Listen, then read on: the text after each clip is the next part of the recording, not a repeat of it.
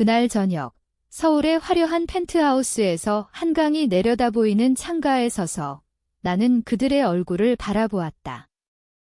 어머니의 눈빛은 예전의 차가운 비웃음 대신 절박함으로 물들어 있었고, 아버지는 고개를 들지 못한 채 손을 비비고 있었다. 언니는 화려한 옷차림 속에 숨긴 피로를 드러내며 오빠는 주먹을 쥐고 있었다. 16년 전 그들은 나를 가족에서 쫓아냈다. 넌 우리 가족에 필요 없어 라고 말하며 이제 그들은 파산의 벼랑 끝에서 나를 찾아왔다. 하지만 나는 이미 그 순간을 위해 모든 것을 준비해 놓았다. 복수는 파괴가 아니었다. 그저 그들이 잃어버린 것을 똑똑히 보여주는 것, 그 선택의 대가를 치르게 하는 것뿐이었다. 내 이름은 김지은이다. 18년 동안 부산의 평범한 주택에서 나는 그림자처럼 살았다. 가족의 빛나는 별들 사이에 끼인 보이지 않는 존재. 언니 혜진은 미인대회 우승자이자 완벽한 성적의 소유자였다. 미소 하나로 방을 밝히는 부모님의 자랑거리. 오빠 민주는 스타 축구 선수로 매번 트로피를 안고 집으로 돌아왔다. 그리고 나, 지은은 그냥 그들 사이의 빈 공간. 부모님의 관심은 항상 그 둘에게 쏟아졌다. 내가 고등학교에서 처음으로 만점 성적표를 가져왔을 때 어머니는 좋네라고 중얼거리며 혜진의 결혼식 드레스 카탈로그로 시선을 돌렸다. 그날 저녁, 민준이 시험에서 B를 받자 아버지는 아이스크림을 사러 데리고 나갔다. 개선된 점을 축하하자고. 이런 패턴은 끝없이 반복됐다. 내가 과학 경진대회에서 주상을 받았을 때 가족은 민준의 지역 축구 경기를 보러 갔다. 학생회장으로 당선됐을 때 혜진의 사소한 시련 때문에 가족 모임이 취소됐다. 내 모든 성취는 무시되거나 그림자처럼 쓰러졌다. 하지만 모든 걸 무너뜨린 그 순간은 고3 봄이었다. 카이스트 입학 통지서가 도착했다. 전액 장학금. 세계 최고 수준의 대학에서 나를 인정해준 증거. 손이 떨렸다. 주방으로 달려가 어머니에게 보여주었다. 엄마, 나 카이스트에 합격했어. 장학금까지. 어머니는 나무 주걱을 멈추고 물었다. 카이스트. 서울에 있는 그거? 네, 서울. 엄마, 이건 정말 대단한 거야. 나중에 얘기해. 오늘 아버지 중요한 손님 오시니까. 그날 저녁, 식탁에서 민준의 대학 축구 진로가 화제의 중심이었다. 나는 다시 말했다. 아빠, 카이스트 얘기 좀. 아버지, 김철호는 건설회사를 맨손으로 일군 사람이었다. 포도주 잔을 내려놓으며 말했다.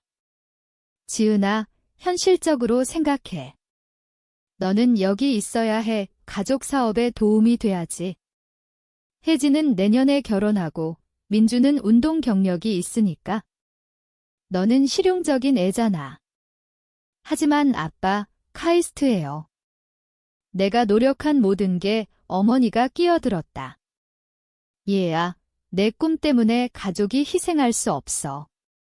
결혼식 준비는 누가 하고? 사무실 관리는. 나는 식탁을 둘러보았다. 혜진은 약혼 반지를 만지작거리고 민주는 핸드폰을 보고 있었다. 부모님은 이미 내 미래를 어린아이 장난처럼 치부했다. 갈게요. 나는 조용히 말했다. 침묵이 내려앉았다. 아버지의 얼굴이 붉어졌다. 이 어리석은 꿈 때문에 집을 나간다면 다시 돌아오지 마. 가족은 책임을 져버리는 이기적인 애를 품을 여유가 없어. 어머니가 철호야 라고 시작했지만 아버지는 막았다. 아니, 이해시켜야 해. 우리는 모든 걸 줬어. 집, 밥, 옷, 가족 사업에서의 미래. 그런데 컴퓨터나 만지작거리며 도망치려 해. 혜진이 말했다. 그냥 있어? 그 정도 하기 때문에 가족을 파탄낼 가치가 없어. 그 정도 학위라는 말이 칼처럼 가슴을 찔렀다. 나는 일어섰다. 맞아요. 집과 밥을 주셨죠. 하지만 그들에게 주신 건 안 주셨어요. 관심, 자부심, 사랑. 나가면 너는 우리에게 죽은 거야. 돈도, 지원도, 아무것도 없어. 일주일 만에 돌아와 빌게 될 거다, 아버지가 말했다. 그럼 죽은 거네요. 어차피 몇 년째 나한테 죽은 거였으니까. 그냥 못 알아차리신 거죠? 그날 밤 나는 짐을 쌌다. 민준의 국립대 부분 장학금 합격을 축하하는 소리가 들려오는 동안 저축 200만 원, 옷 5벌, 노트북, 할머니의 은 목걸이. 할머니는 내가 12살 때 돌아가셨지만 지은아, 너는 성공할 거야. 누구도 내 가치를 정하지 마라고 말씀하셨다. 문턱에 서서 어머니가 복도에 나타났다. 순간, 설마. 집 열쇠 놓고 가. 나는 열쇠를 놓고 밤으로 나섰다. 18살, 기술적으로 노숙자, 하지만 평생 처음으로 자유로웠다. 서울로 가는 KTX는 15만 원이었고 남은 돈은 185만 원. 페이스북 그룹에서 구한 원룸은 강남 근처의 지하 반지하, 월세 50만 원, 현금만. 룸메이트 2명은 나처럼 고군분투하는 학생들이었다. 카이스트는 1년 유예했다. 입학처는 재정 문제를 이해했다. 하지만 내가 말하지 않은 건 저축할 돈이 없다는 거였다. 일주일 만에 첫 직장을 구했다.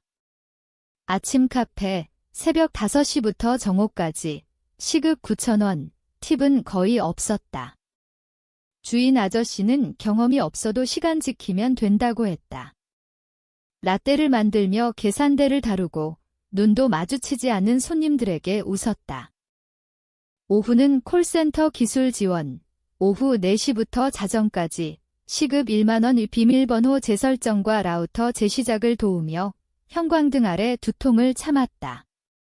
상사는 너희는 언제든 대체 가능해 라고 상기시켰다. 주말은 과외, 고등학생 수학과학, 시간당 2만 원 현금.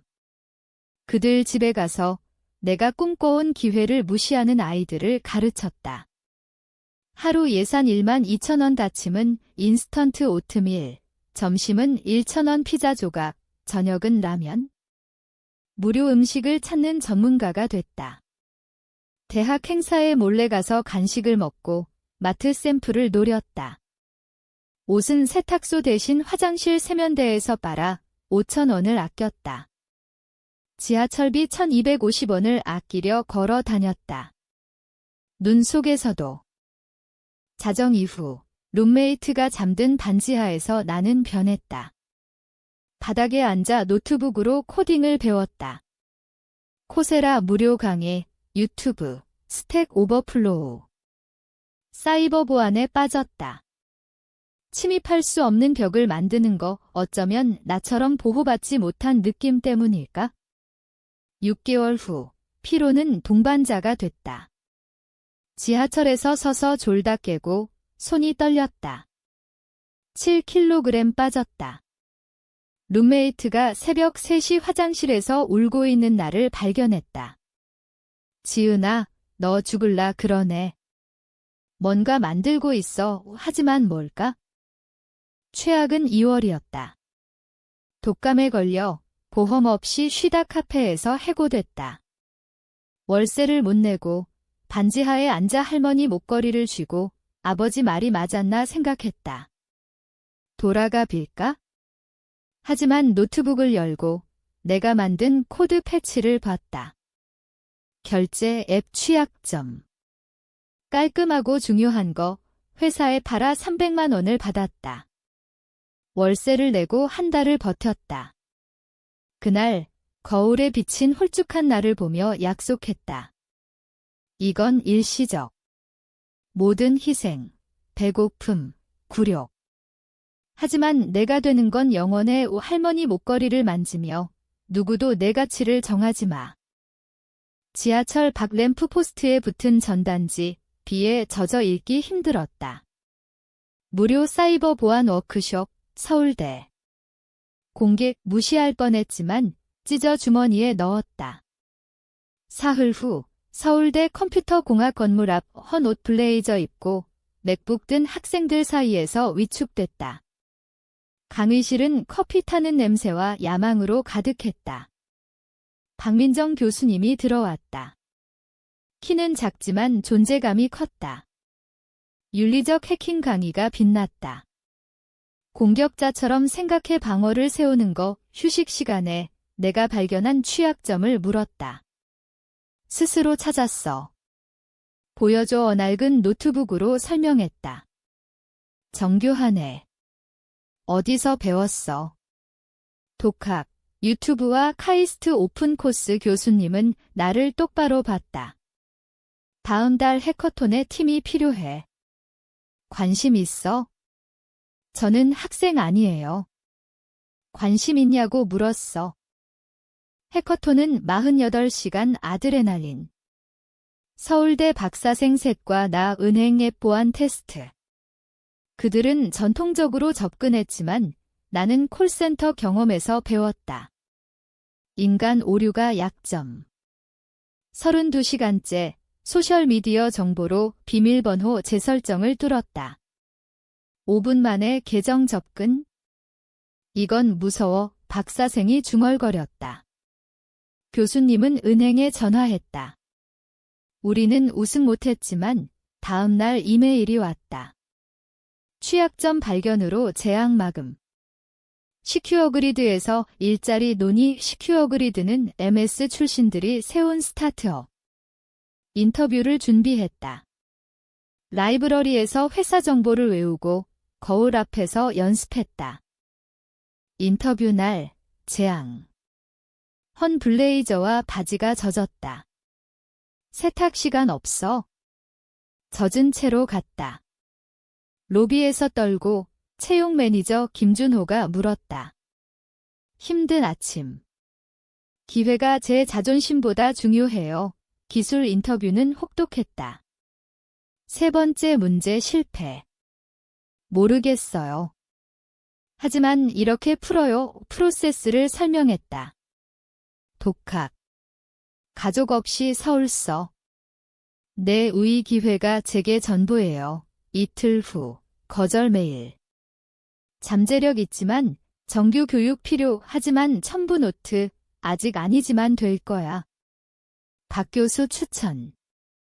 사이버포지 스타트업 가봐. 내가 보냈다고 해? 3번 더 인터뷰, 2번 거절. 마지막 2만 원으로 부산행 티켓 살까 고민했다. 하지만 4월 목요일 사이버포지에서 주니어 분석가 제안. 연봉 4,500만 원. 나에게 자유였다. 4년 동안 주니어에서 시니어로. 연봉 9,500만 원. 하지만 남의 꿈을 짓는 거였다. 밤에 브루클린 같은 홍대 아파트에서 아이디어를 스케치했다. 클라이언트 미팅에서 깨달음. AI 시스템 취약점으로 3천만 원 손실. 기존 도구가 안 맞아.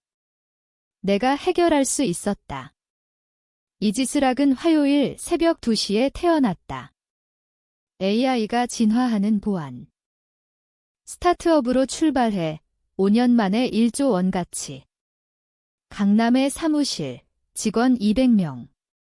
나는 CEO. 하지만 성공은 외로웠다. 상처가 동력이 됐지만 그 대가는 고독. 16년 후 그들이 왔다. 펜트하우스 문 앞. 지은아, 도와줘. 사업 실패, 파산. 언니 이혼, 오빠 도박빚. 실수였어. 어머니가 울었다. 나는 준비된 폴더를 열었다. 16년 동안 나를 지웠잖아요. 크리스마스 카드, 완벽한 가족이라고. 결혼식, 졸업식, 모든 순간 그들은 고백했다. 우리는 잘못했어. 하지만 진심. 돈 때문. 나는 거절했다. 아이들 교육 기금만 그들은 분노했다. 넌 가족이야. 아니, 당신들이 끝냈어요. 그들이 떠난 후 승리는 쟤처럼 느껴졌다. 치료사가 말했다. 복수는 뜨거운 숯을 쥐는 거야. 조카의 이메일, 이모, 멋져요. 슬프게 해서 미안해. 나는 변했다. 변호사에게 투자로 구조, 회사 인수, 부모 컨설턴트, 엄격한 조건, 가족 치료, 인정서 낭독. 6개월 후 아버지가 읽었다. 우리는 지은이를 실패시켰다. 꿈을 짓밟고 지웠다. 잘못이었어. 치유는 아니지만 인정이었다. 회사 회복, 언니와 오빠 변화. 재단 설립, 보이지 않는 아이들을 위해. 1년 후 어머니가 왔다. 숨긴 사진 상자. 내가 나를 닮아서. 내 후회를 직면하기 싫었어. 왜 충분치 않지만 진실. 이제 펜트하우스는 덜 빈 곳, 상처는 영원하지만 용서는 나를 자유롭게 했다. 최고의 복수는 그들의 선택이 내 자비를 정의하지 않는 거. 가족은 혈연이 아니야. 돌아오는 사람들. 나는 더 이상 그림자가 아니야? 진짜 집에 왔어.